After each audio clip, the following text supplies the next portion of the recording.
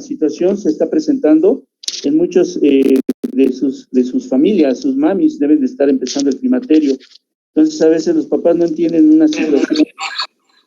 ¿Perdón? ¿Me hablaron? No, doctor. No, doctor, es que me conecté en otro dispositivo. Ah, ok. Entonces, como le decía, van a poderlo verlo reflejado en sus propios familiares. Entonces, sin más preámbulos, empecemos, por favor. Luego, están todos, ¿verdad?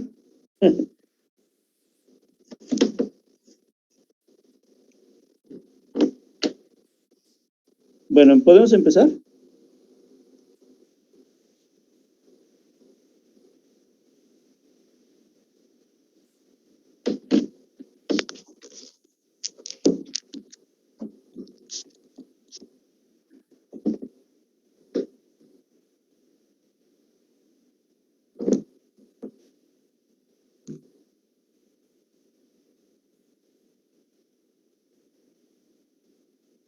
¿Y estamos todos?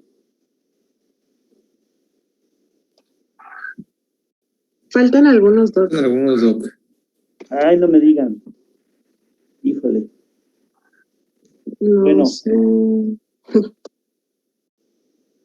Caramba. ¿Sí les avisaron a todos? Sí, doctor. Bueno, vamos a empezar, vamos a continuar, no vamos a frenar. Continuemos, por favor, y empecemos más bien. Ale Colín, Durán, Estrada, por favor.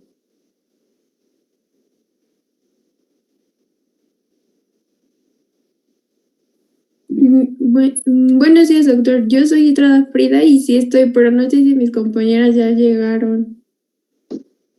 ¿Ah, no se han integrado? No sé. Ah, Doctor, aquí estamos. Bueno, aquí estoy yo. Colín, Durán, Estrada. ¿Del equipo? Sí. ¿Están los tres?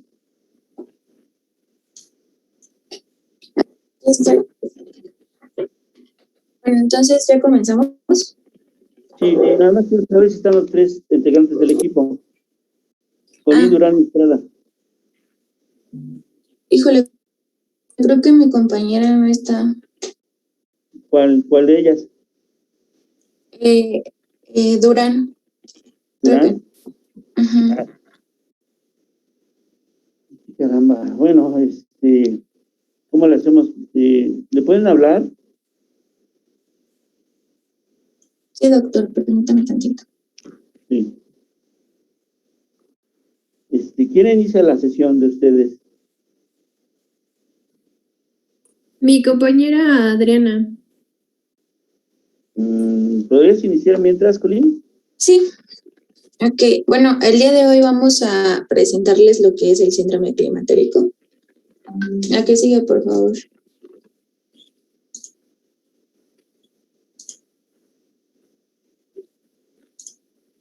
Y bueno, antes de hablar o de definir a lo que es el síndrome climatérico, quisiera dar otras definiciones para que no entremos en confusión. Primero vamos a definir el climaterio como un periodo de transición que va a abarcar un año antes y hasta un año después de lo que es el cese de la menstruación. En cuanto a la definición de la menopausia, esta definición pues nada más nos menciona que se define como el cese de todos los periodos menstruales de una mujer que, una vez que ya han transcurrido 12 meses consecutivos de esta menorrea. Esta definición es lo que va a marcar de un periodo a la menopausia. Y la posmenopausia, este periodo pues va a iniciar un año después del inicio de lo que es la menopausia. Y bueno, el síndrome climatérico, como ya sabemos, la definición de síndrome pues va a ser un conjunto de signos y síntomas que se van a presentar en el periodo de la perimenopausia y de la posmenopausia, que pues van a caracterizar el descenso de la producción de las hormonas de la mujer. Todo esto pues va a iniciar, más bien el síndrome va a iniciar alrededor de los 45 años y finaliza al comenzar lo que es la senectud, que son más o menos un promedio de los 59 años. La que sigue, por favor. En cuanto a su epidemiología, encontré un artículo que nos menciona un poco de la epidemiología del 2004, pero lo interesante de este artículo es que hace una proyección hasta el 2030. En el 2004, pues el 10% de las mujeres ha cursado con un periodo posmenopáusico y 25 millones de las mujeres por año pues llegan a lo que es o han cursado con los síntomas que son, bueno, con lo que es el climaterio. Y esta proyección del 2030 nos dice que el porcentaje de mujeres mayores de 50 años va a incrementar en todas las regiones del mundo, especialmente en Latinoamérica. Va a haber la población que puede llegar a lo que sería la menopausia, que en el año 2004 era del 7% y la proyección del 2030 va a ser que esa población aumente hasta el 15%. ¿Le puedes dar clic, por favor? Es decir, que la población está envejeciendo. Uh-huh.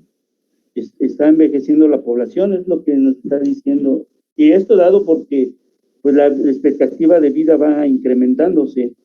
Antes, pues, muchos pacientes no pasaban de los 50 años, 60 años, y ahorita la expectativa de vida pues, es más allá de los 80 años. Por lo tanto, la población empieza a envejecer y esto aumenta el número de mujeres que se encuentran precisamente en el momento climatérico, menopáusico y posmenopáusico. Esto es lo que está sucediendo actualmente. Discúlpame, adelante. Sí, doctor. Bueno, y el 95 también en la epidemiología se menciona que el 95% de estas mujeres van a alcanzar la menopausia y todas, un tercio de su vida va a cursar en este estado posmenopáusico. En promedio en México, esto va a tener una aparición a los 48 años. La que sigue, por favor. Y bueno, aquí les traigo las etapas, que estas etapas son del envejecimiento productivo. Como pueden ver, hay 3 colores. En cuanto a la fase -5 y a la -3, la van a dividir como en la fase reproductiva. En lo que es en la fase -2 y -1, que es de otro color, la van a dividir como la transición menopáusica, y la fase -1 a +2 es la fase posmenopáusica.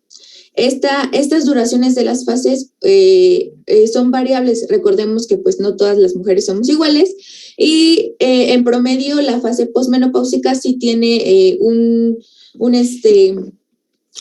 grado de duración, bueno, un tiempo de duración que puede ir desde los 4 años hasta la muerte. En cuanto a los ciclos menstruales, en lo que es la etapa reproductiva, pues igual pueden ser variables a regular.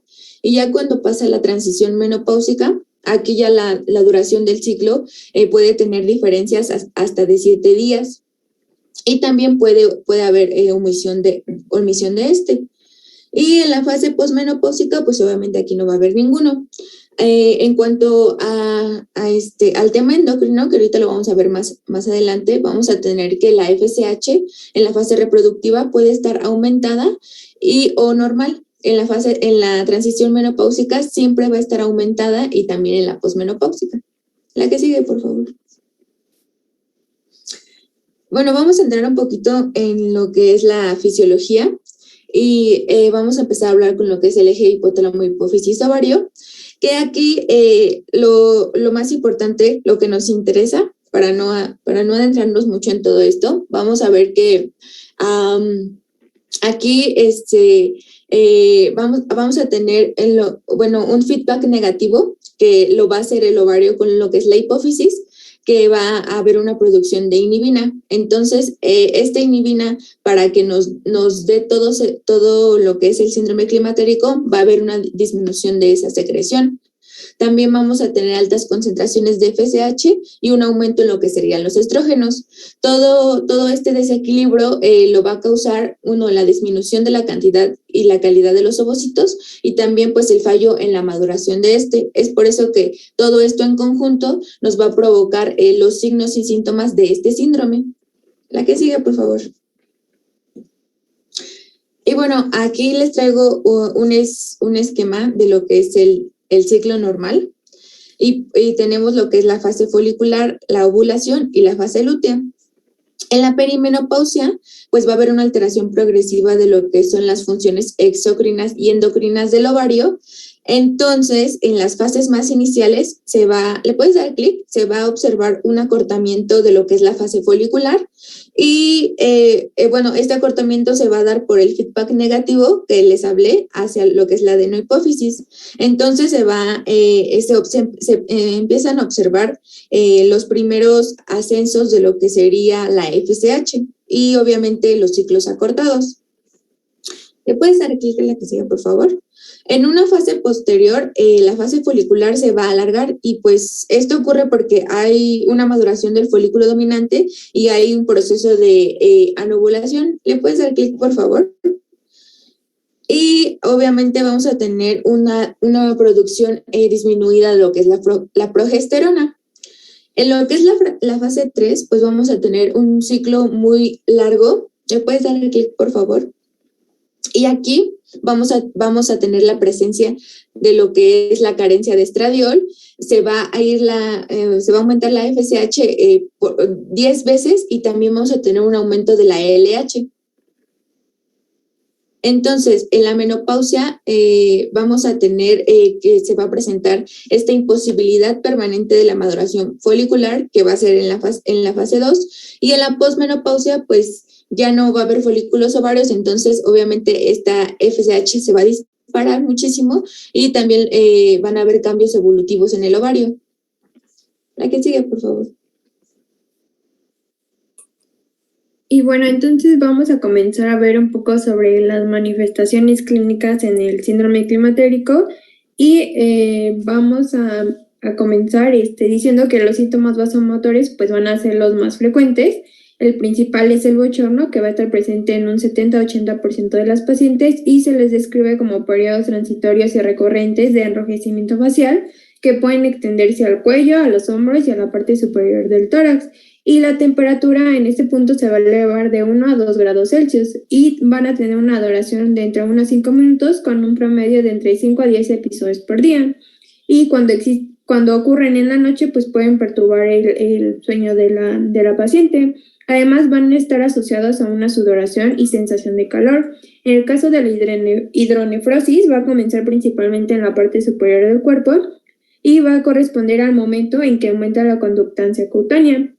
Además, los bochornos se pueden acompañar a menudo de palpitaciones, esto por la elevación de la frecuencia cardíaca entre 7 a 15 latidos más por minuto, y pues esto va a condicionar a una sensación de ansiedad.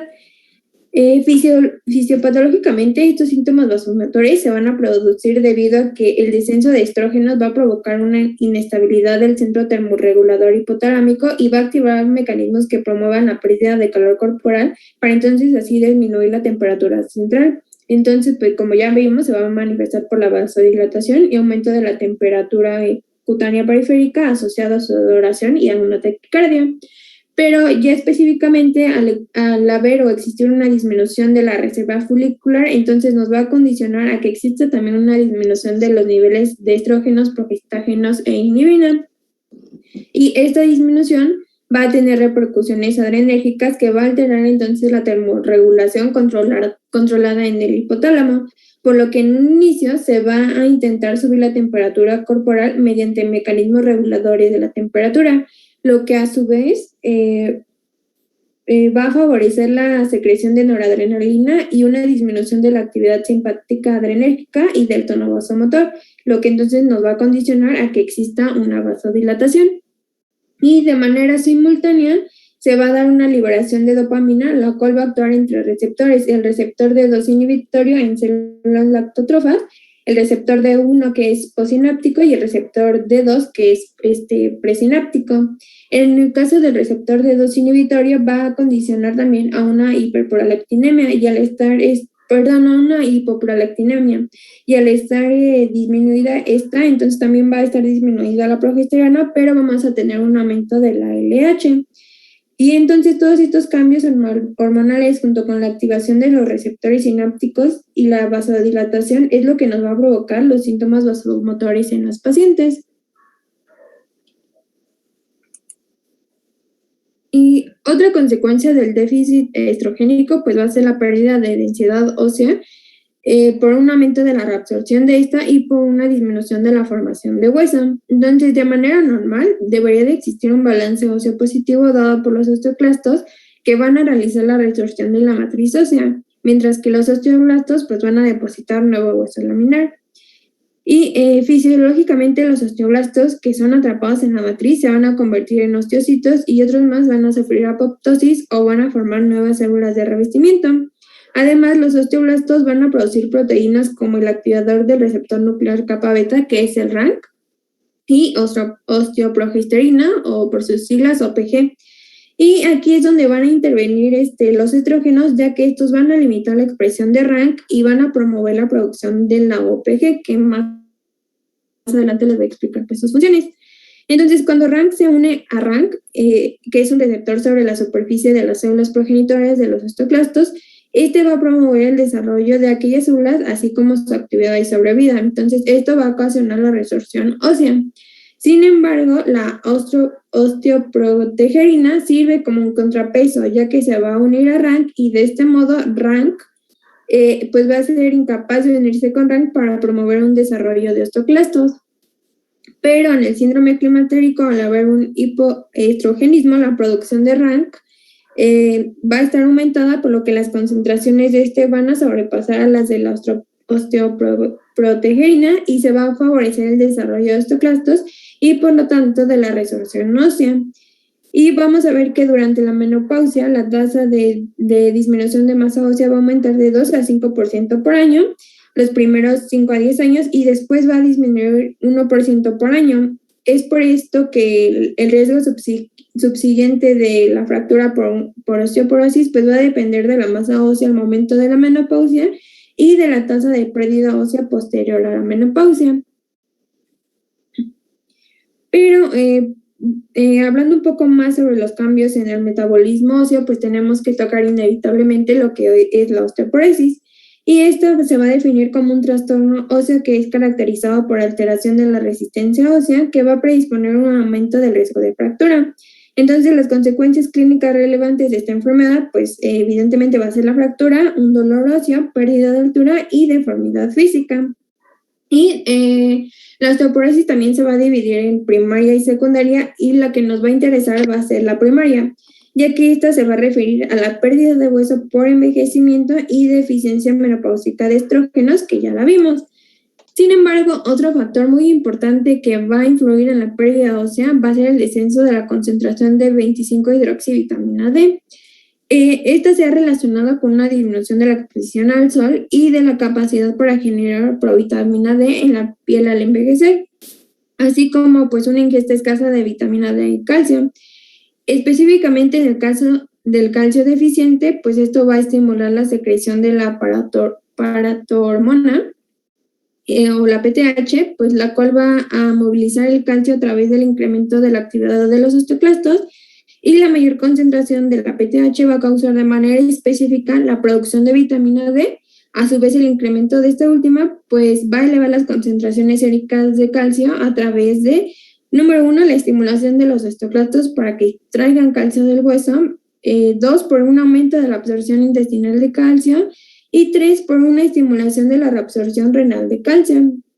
Y pues en las mujeres premenopáusicas sanas, esta serie de acontecimientos va a elevar las concentraciones de calcio y la paratormona se va a normalizar. Sin embargo, en la menopausia, la deficiencia de estrógenos nos va a provocar una mayor respuesta del hueso a la PTH, por lo que para cualquier concentración de esta hormona se va a extraer más calcio del hueso. Y bueno, aquí les puse cómo podemos ver un hueso sano, un hueso con osteoporosis y pues ya una osteoporosis severa.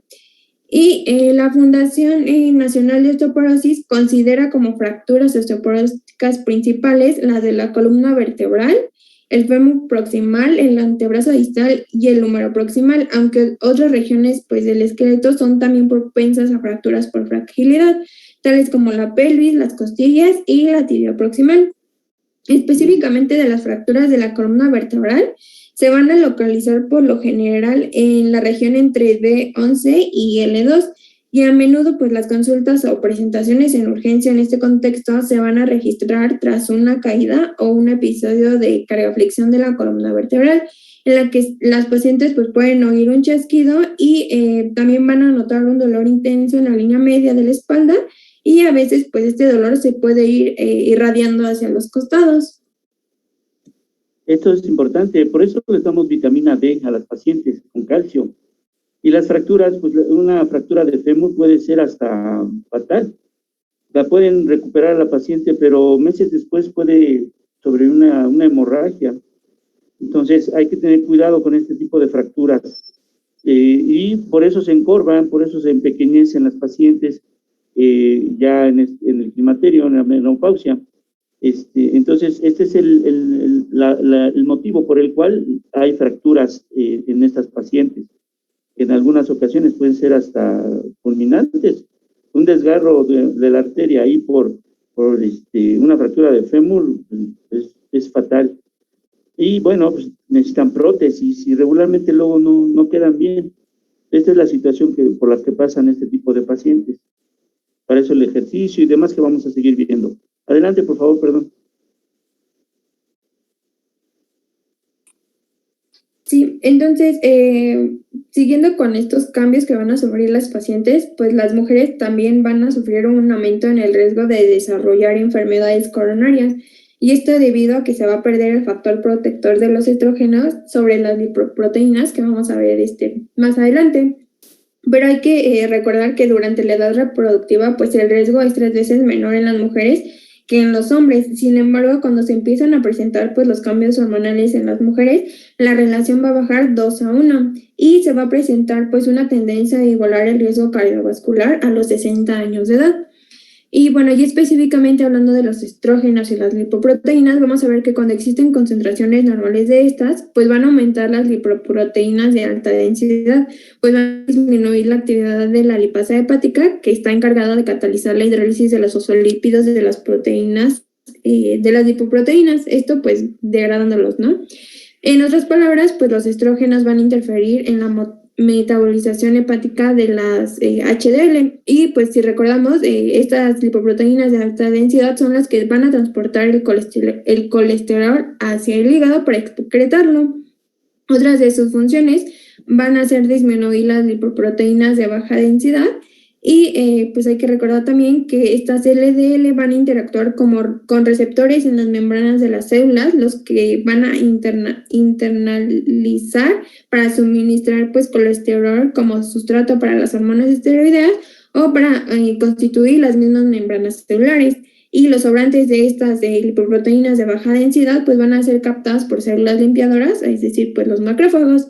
Y un tercer efecto de los estrógenos va a ser también el aumento de las lipoproteínas de muy baja densidad. Entonces, el patrón de las lipoproteínas en el síndrome climatérico es heterogénico. Este patrón pues se va a revertir en grado variable con el uso de estrógenos dependiendo del tipo de esteroides, vía de administración y dosis. De esta manera, pues los estrógenos van a proteger contra la enfermedad coronaria y contra los accidentes cerebrovasculares. Además, otro papel importante de los estrógenos es que van a inhibir la formación de tromboxano, el cual es necesario para la adhesión plaquetaria, lo que va a interferir con la proliferación del músculo liso arterial, que lleva a una disminución de la captación de las LDL de las miofibrillas. Y pasando a los cambios en el peso y distribución del tejido adiposo, Durante la transición menopáusica, pues muchas mujeres se van a quejar sobre esto, ya que con la edad el metabolismo se va a volver más lento, lo cual también va a reducir sus necesidades calóricas, y si estas pues no modifican los hábitos de alimentación y ejercicio, pues van a condicionar aún más a que exista este aumento de peso. Y el incremento durante este periodo se va a acompañar específicamente del depósito de grasa en el abdomen. También debemos de recordar que durante la edad fértil, el folículo ovárico y el cuerpo lúteo pues van a producir el 95% del estradiol circulante, y la estrona presente en cantidades mucho menores se va a producir por el metabolismo del estradiol y la aromatización de la androstendiona, pero ya en el tejido adiposo pues periférico. Sin embargo, durante la menopausia, la principal fuente de estrógenos endógenos va a ser la aromatización de androstendiona a estrona y su conversión periférica, pero en el tejido adiposo principalmente. Entonces, todos estos cambios responsables de la ganancia de peso en este periodo lo podemos explicar de la siguiente manera. Uno, que los estrógenos van a intervenir en la regularización de la leptina, estimulando su secreción. Y pues la leptina es una proteína segregada en el tejido adiposo que va a informar al cerebro de la magnitud de las reservas energéticas. Sin embargo, al disminuir esta secreción de estrógenos, pues también se va a ver alterado el control de la leptina. Y otro mecanismo es que el tejido adiposo, pues como ya vimos, no va a sintetizar esteroides sexuales de nuevo, pero pues sí va a ser responsable de la captación, almacenaje, conversión y secreción de hormonas sexuales. Esto porque va a expresar enzimas que metabolizan tanto hormonas sexuales como glucocorticoides, los cuales poseen receptores para estrógenos o andrógenos, y pues estas hormonas van a ser las que ejercen una fuerte influencia sobre el desarrollo del tejido adiposo regional. Específicamente la lipoproteína lipasa pues va a ser una enzima determinante para la reserva intracelular de triglicéridos, y su acción pues va a estar influenciada por hormonas sexuales. Así los estrógenos y la progesterona van a estimular esta enzima en los adipocitos de la región gluteofemoral en las mujeres premenopáusicas, y posteriormente, con el cese de la secreción de estrógenos y con el consiguiente desbalance de andrógenos y estrógenos, se va a favorecer el depósito graso abdominal, pero con un aumento de la grasa visceral en las pacientes. Y en cuanto a los cambios dermatológicos, pues algunos de estos van a ser la hiperpigmentación, arrugas y prurito, que pues van a ser causadas en parte por el envejecimiento de la piel generado por una degradación intrínseca y el fotoenvejecimiento, y a su vez por el envejecimiento hormonal. Hay que recordar que pues vamos a tener receptores estrogénicos en la piel, glándulas sebáceas y folículos pilosos, entre pues muchas otras regiones, ¿no?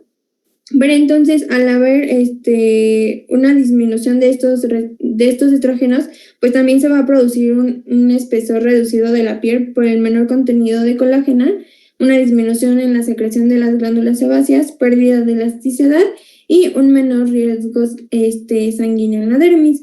Pero estructuralmente o histológicamente en la epidermis, al nivel de los queratinocitos, lo podemos ver, lo podemos notar más bien, ya que va a existir una disminución de los estrógenos, lo que va a condicionar a que el diámetro vertical esté disminuido, y va a aumentar el diámetro longitudinal. Además, la actividad mitótica de la capa basal se va a reducir, y por ende el tránsito de los queratinocitos desde esta capa hasta la superficie también.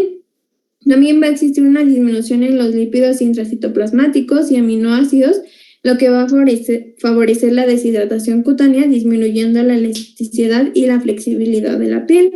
Además, va a haber una disminución de la filagrina, proteína necesaria pues para la unión de los filamentos de queratina a las macrofibrillas, con el consiguiente compromiso pues también de la barrera cutánea.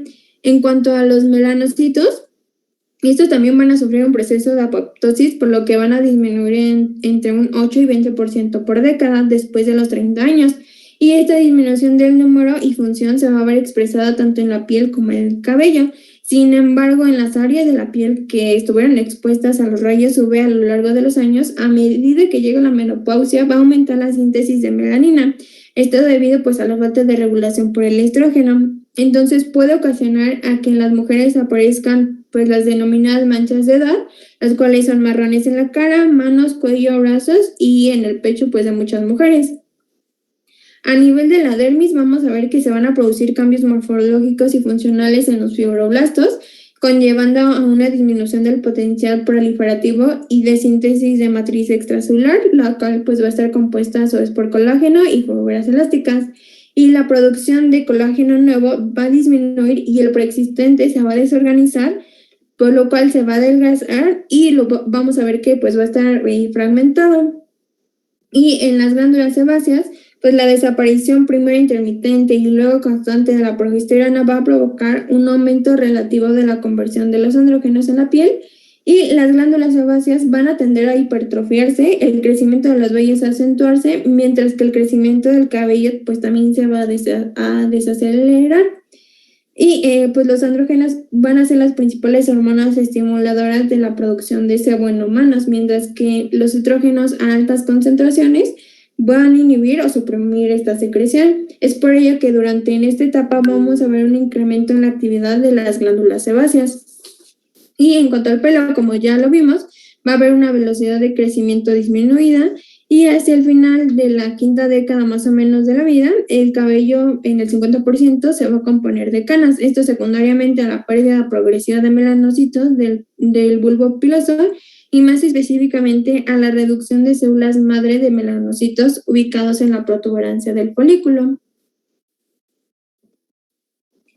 Ya casi por último, en los cambios psicosociales, pues vamos a ver que durante el climaterio va a haber una gran variedad de alteraciones psicológicas como la astenia, el desinterés, disminución de la capacidad de concentración y rendimiento, trastornos de memoria, irritabilidad, agresión, depresión,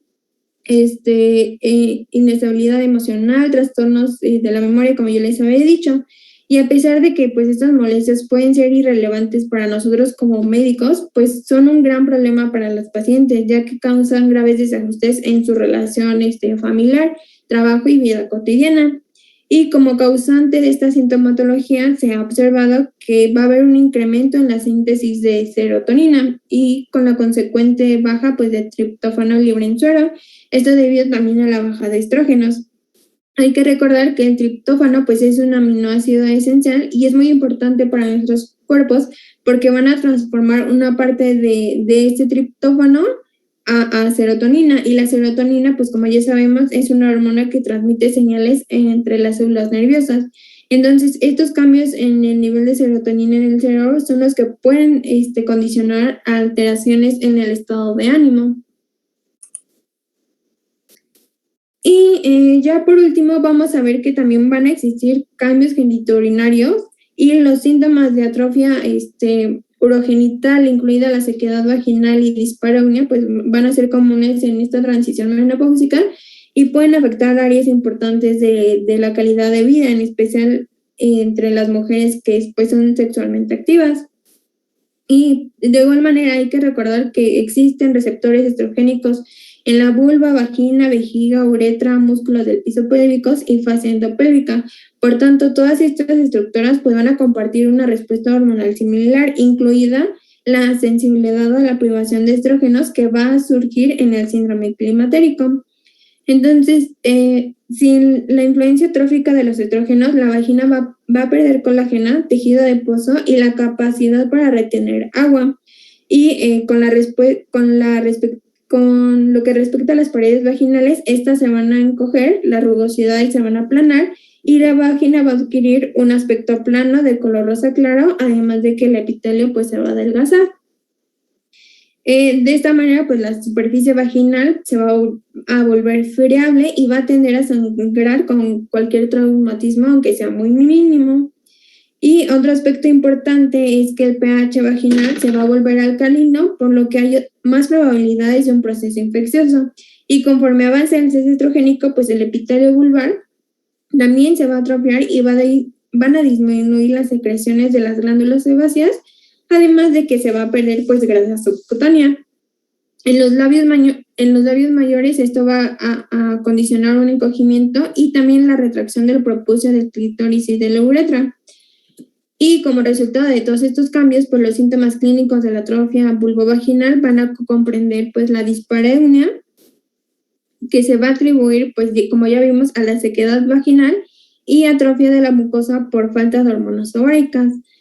Y específicamente hablando del aparato genital, ya vimos también que la mayor parte de los músculos y los ligamentos del piso pélvico pues poseen receptores de estrógenos, por lo que algunos de los síntomas cuando existe una baja de estos van a ser la disuria, urgencia e infecciones urinarias recurrentes.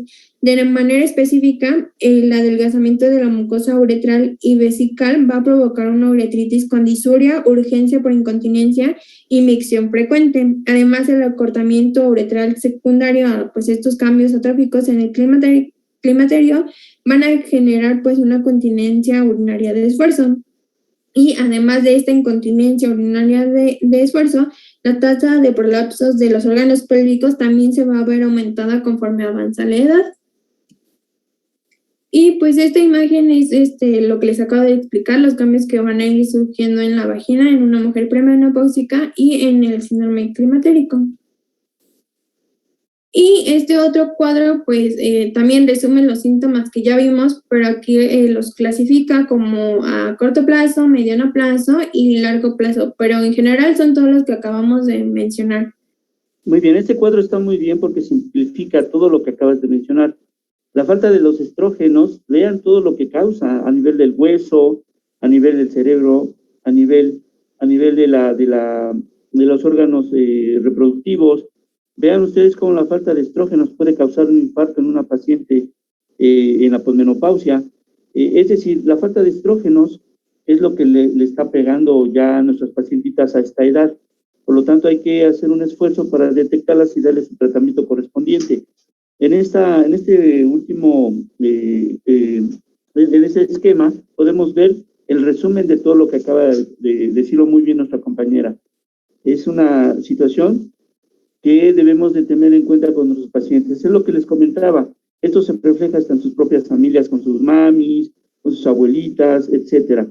Entonces, estas bibliografías que ustedes manejaron están muy bien, están excelentes por lo que estoy viendo. Podría yo agregar, la reina de las bibliografías es el Esperov. El Esperov es un libro que los lleva de la mano. Para entender esto, ustedes tendrían que adentrar un poco más tomando esta lectura que les acabo de dar. Es un magnífico libro. Junto con esto que ustedes están manejando, me parece muy, muy buena bibliografía. Muy bien, pueden continuar.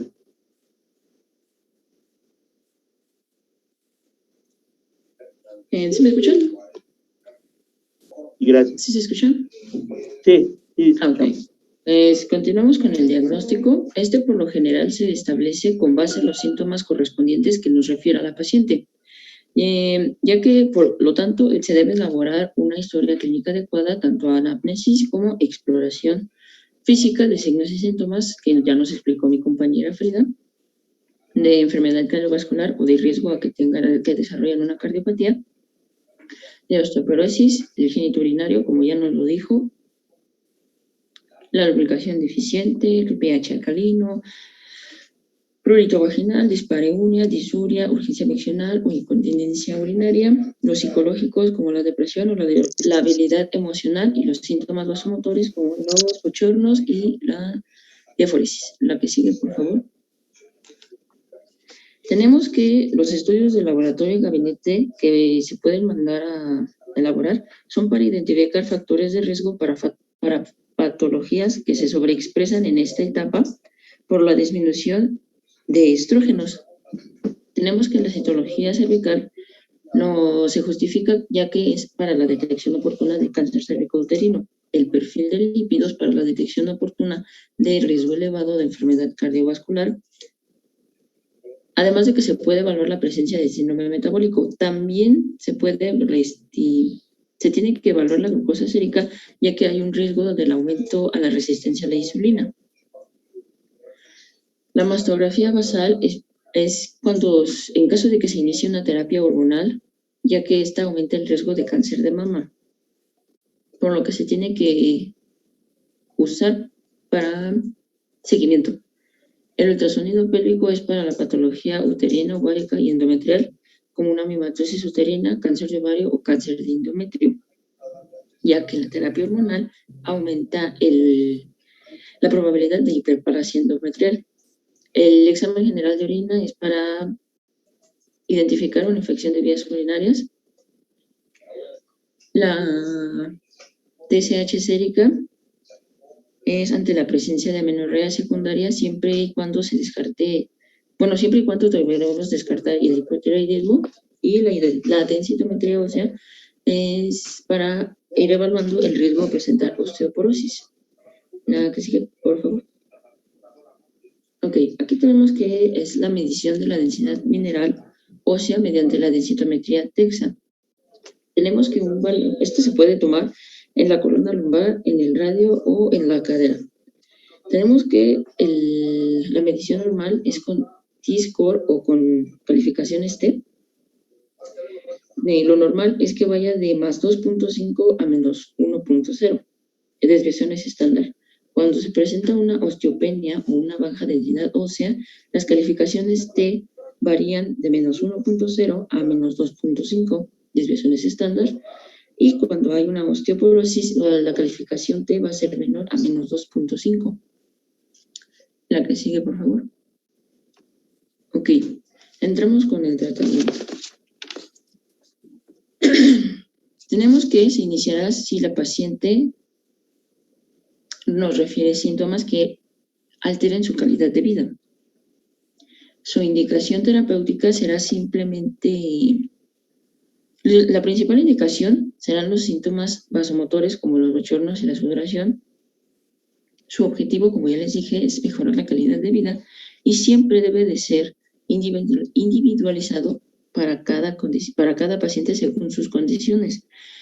Se podrá ofrecer tratamiento hormonal sustitutivo o no hormonal, y el tratamiento hormonal sustitutivo se aconseja que no se use por más, que no tenga un uso de un tiempo prolongado de uso. Sí, se pide que no se utilice, perdón, discúlpame, que no se utilice más allá de 3 a 5 años, porque puede ser contraproducente. Y antes de dar la terapia de sustitución debemos de tomar los estudios de gabinete que nos acaban de mencionar, un ultrasonido transvaginal, una mastografía o mamografía, para ver que no haya alguna alteración a nivel de las glándulas mamarias o algún tumor en el ovario, ya que estamos dándole terapia de sustitución. Entonces esto podría provocar pues que se desarrollara un cáncer con mayor prontitud. Asimismo, en el endometrio, una hiperplasia endometrial que no hayamos detectado y tuviera atipias, la podemos llevar a un cáncer de endometrio, por ejemplo. Por eso es que no se debe de manejar tanto tiempo la terapia hormonal. Perdón, discúlpame, ¿puedes continuar, por favor? Sí, gracias, doctor. Como tenemos aquí, el tratamiento hormonal se basa de estrógenos, prostágenos o de terapia combinada de estos dos, y el no hormonal es de los inhibidores de la recaptura de serotonina. La que sigue, por favor. El tratamiento hormonal sustitutivo, como ya lo vimos, vamos a ver qué es. En este caso, la posología va a ser variable de acuerdo con la vía de administración seleccionada, ya que esta puede ser oral, transdérmica o tópica. El tipo de estrógeno y progesterona y los esquemas terapéuticos que se pueden utilizar. Como ya lo dijo el doctor, una de las contraindicaciones para que se pueda ocupar el tratamiento hormonal sustitutivo es la presencia de cáncer hormonodependiente, ya sea endometrial o cáncer de mama, un sangrado uterino anormal no diagnosticado, la insuficiencia venosa complicada, una insuficiencia hepática, trombofilias, dislipidemias o un antecedente de evento tromboembólico. Muy bien, las contraindicaciones, perfecto. Adelante, perdón. El tratamiento, tenemos que el tratamiento hormonal sustitutivo en los estrógenos hay naturales y sintéticos como el estradiol, el estriol, y también hay estrógenos conjugados. En los progestágenos tenemos naturales y sintéticos igual. La progesterona es uno de los más usados, y de los relacionados con la progesterona es la hidroxiprogesterona o la medroxiprogesterona. Ahora sí. Y el levonorgestrel, los que están relacionados con la testosterona. La que sigue, por favor. Ok, aquí tenemos los esquemas que se pueden ocupar para el tratamiento hormonal sustitutivo. Tenemos que, por ejemplo, el cíclico, los estrógenos se van a dar de 1 a 25 días y el prostágeno se va a ocupar los últimos de 10 a 14 días del ciclo una vez empezados los estrógenos. ¿Sí se entiende? Sí, sí, está bien. Ok. El ciclo combinado tenemos que el estrógeno y el prostágeno se van a dar por la misma cantidad de días. El continuo cíclico secuencial se van a dar los estrógenos diariamente y los progestágenos se van a dar de 10 a 14 días, los últimos 10 a 14 días después de que se empezaron los estrógenos, cada mes. Y porque aquí podemos ver que lo que se diferencia del continuo cíclico del ciclo largo es que los progestágenos se van a dar 14 días, los últimos 14 días cada 2 o 6 meses. También tenemos el continuo combinado, en donde el estrógeno y el progestágeno se van a dar diariamente, y el intermitente combinado, en donde el estrógeno se va a dar diariamente, pero el progestágeno se va a dar en ciclos repetidos, 3 días sí, 3 días no, 3 días sí, 3 días no, hasta que se termine. Okay. Este régimen de tratamientos, el que más se utiliza es el cíclico. Es cíclico. Es el primero, sí, de 1 a 25 el estrógeno y el progestágeno su refuerzo de los 10 a 14 días de la terapia, dependiendo también de las características de la paciente. Sí. Muy bien, adelante. Sigue, por favor. También tenemos que otra alternativa en el tratamiento hormonal sustitutivo es la tibolona. Esta tibolona es un esteroide progestacional sintético que cuando se metaboliza surge de sus metabolitos, tienen dos actividades, la estrogénica y progestagénica y androgénica, lo cual nos va a ayudar con la sintomatología de la paciente, en específico con los síntomas vasomotores. Tenemos que la dosis adecuada de la tibolona va a ser diferente para cada paciente, como ya lo habíamos dicho, pero por lo regular se pueden dar de 2.5 miligramos, o sea, un comprimido, cada 24 horas durante un periodo de al menos 3 meses. La que sigue, por favor. Dice que la tibolona se puede dar en pacientes que ya no tienen útero, pero también pacientes que tienen útero, ese es diferente. Y por lo que yo he tenido la experiencia con este medicamento, ha sido de buena respuesta. La paciente, pues ya la resolución ósea se disminuye, la memoria la empieza a volver a tener, la libido empieza a resurgir. Es decir, es un medicamento que a mi parecer es muy bueno. Nos va a ayudar para todo lo del climaterio que hemos visto hasta ahorita. Adelante, por favor. Okay. También tenemos que el tratamiento hormonal son los inhibidores de la recaptura de la serotonina, como la paroxetina, la faxina o la fluoxetina, los cuales nos van a ayudar a reducir la intensidad y frecuencia de los bochornos y la mejora en la sintomatología relacionada con los eventos depresivos y la labilidad emocional, y como también dijo el doctor, con el aumento de la libido. La que sigue, por favor. Para el tratamiento de la osteoporosis, tenemos que como medidas generales se tiene que tener una correcta nutrición, ejercicio físico y prevención de caídas para evitar fracturas. Tenemos que la ingesta adecuada de calorías va dentro de la nutrición, y de calcio tienen que ingerir de 1000 a 1200 miligramos al día y de 700 a 1000 unidades al día de vitamina D, ya que, como dije, disminuyen el riesgo de fractura.